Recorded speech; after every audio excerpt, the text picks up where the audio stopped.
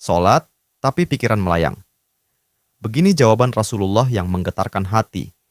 Pada suatu majelis Rasulullah, suasana terasa begitu tenang. Para sahabat duduk melingkar menyimak setiap perkataan beliau dengan penuh perhatian. Namun, di antara mereka, ada seorang sahabat yang tampak gelisah. Jemarinya saling menggenggam, matanya menunduk, dan napasnya terasa berat. Setelah beberapa saat ragu, ia akhirnya mengangkat wajah dan berkata dengan suara lirih, "Wahai Rasulullah, aku ingin bertanya, tetapi aku khawatir pertanyaanku ini akan membuatku semakin malu di hadapan Allah." Rasulullah pun tersenyum lembut, menatapnya penuh kasih sayang. "Katakanlah, wahai saudaraku, tidak ada pertanyaan yang membuat seseorang hina jika ia bertanya untuk mencari kebaikan." Sahabat itu menarik napas dalam, matanya mulai berkaca-kaca. "Wahai Rasulullah, aku merasa salatku sering tidak khusyuk. Kadang aku mengingat urusan dunia, kadang pikiranku melayang entah kemana. Aku takut salatku tidak diterima oleh Allah. Apakah dengan salat seperti itu, aku tetap mendapatkan pahala?" Suasana majelis seketika menjadi hening.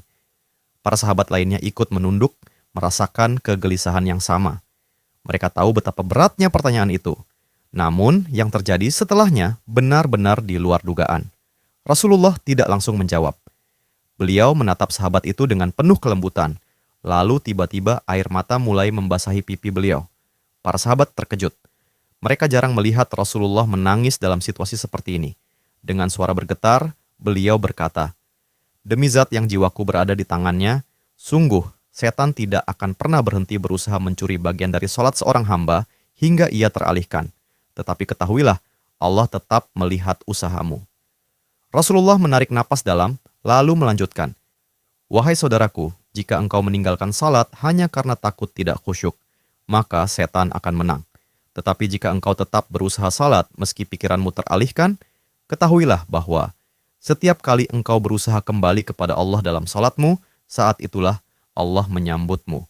Mendengar itu, sahabat tersebut tak mampu menahan tangis. Begitu pula para sahabat lainnya. Kemudian Rasulullah melanjutkan dengan penuh kelembutan. Bayangkan seorang ibu yang melihat anaknya berjalan ke arahnya, tetapi anak itu sering jatuh dan tersandung. Apakah sang ibu akan marah? Tidak. Ia justru akan berlari menghampirinya, mengangkatnya, dan mendekapnya erat. Itulah Allah. Ia lebih penyayang daripada seorang ibu kepada anaknya. Selama engkau terus kembali, Allah akan selalu menerimamu. Air mata mengalir di pipi sahabat itu.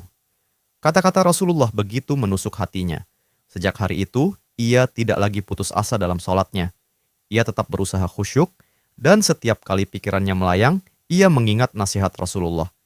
Setiap kali engkau berusaha kembali, saat itulah Allah menyambutmu. Jangan pernah berhenti. Berusaha. Jika kisah ini membuka wawasan kita, yuk berbagi. Biar banyak yang tercerahkan. Setiap satu kebaikan dibalas Allah 10 kali kebaikan.